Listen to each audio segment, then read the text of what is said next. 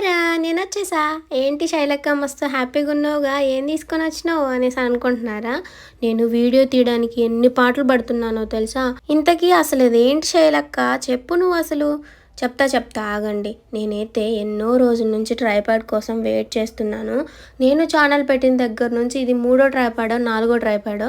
నాకు కోపం వచ్చినప్పుడల్లా నేను బలగొట్టేస్తూ ఉంటాను. ఏం చేయలేక ఆడపిల్లవి అలా చేయొచ్చా, తప్పు కదూ అని అనుకుంటున్నారా? మరి కోపాన్ని ఎలా కంట్రోల్ చేసుకోవాలి? నాకు కోపం వస్తే నన్ను నేనన్నా కొట్టుకుంటా, లేకపోతే ఏదైనా వస్తువుల మీద చూపిస్తూ ఉంటా. సో అలాగా పగిలిపోయిన ట్రైపాడ్లు ఎన్నో ఉన్నాయన్నమాట.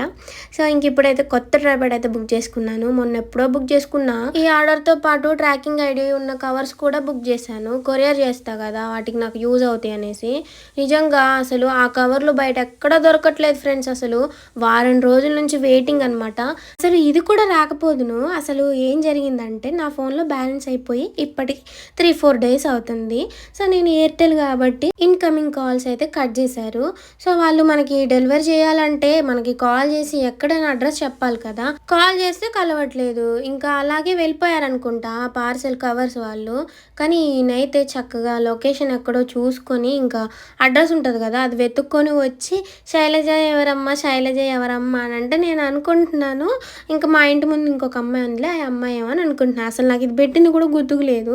ఇంకా అంటూ తోముకుంటూ ఉంటే శైలజ అంటే ఎవరమ్మా అని అంటే నేనే అండి, ఏమొచ్చిందని దగ్గరికి పోయేదాకా నాకు ఐడియా లేదు. అసలు ఈ పార్సల్ని చూసేదాకా నాకు అసలు ఐడియా లేదు అసలు నేను ట్రైపాడ్ పెట్టింది అనేసి. ఇది వచ్చిందిలే కానీ ఆ కవర్లు అయితే రాలేదు. చాలా మందికి మన సబ్స్క్రైబర్స్ నా దగ్గర ఆర్డర్ పెట్టుకున్న వాళ్ళకి మామూలు కవర్లోనే ప్యాక్ చేసి పంపిస్తున్నాను. సారీ సిస్టర్, ఏమనుకోకండి. కవర్స్ వచ్చిన వెంటనే నేనైతే వాటిలలోనే పంపిస్తాను. మన సబ్స్క్రైబర్స్ ఎంత మంచోళ్ళు తెలుసా. సో నేను ఈ కవర్లో పంపిస్తున్నా సిస్టర్ అని ఇన్ఫార్మ్ చేసే పంపిస్తున్నా.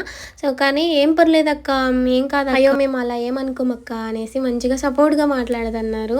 అసలు ఎంత మంచిగా మాట్లాడుతున్నారంటే మంచి మంచి సజెషన్స్ కూడా ఇస్తున్నారు. నిజంగా ఒకరు బాగుపడతా ఉంటే చూడలేని ఈ రోజులలో కూడా సిస్టర్కి మంచి జరగాలి అనేసి నేను స్టార్టింగ్ కదా బిజినెస్ చేయడం, నాకు చిన్న చిన్న మిస్టేక్స్ జరుగుతూనే ఉంటాయి. అక్క మీరు ఇలా చేయొద్దు, ఇలా చేయండి అని ఎంత బాగా చెప్తున్నారు తెలుసా. అదే మన సొంత వాళ్ళు, ఇరుగు పొరుగు వాళ్ళు అయితే అలా చెప్పరు. ఇంకా ఇది బాగుపడిపోతుంటే ఎక్కడ బాగుపడి మనం ₹1 పెట్టి దాని దగ్గర కొంటే ఇది కోటేశ్వరరాలు, వాళ్ళు ఇచ్చిన రూపాయితోనే మనం కోటేశ్వరం అయిపోతామేమోనని వాళ్ళ ఫీలింగ్.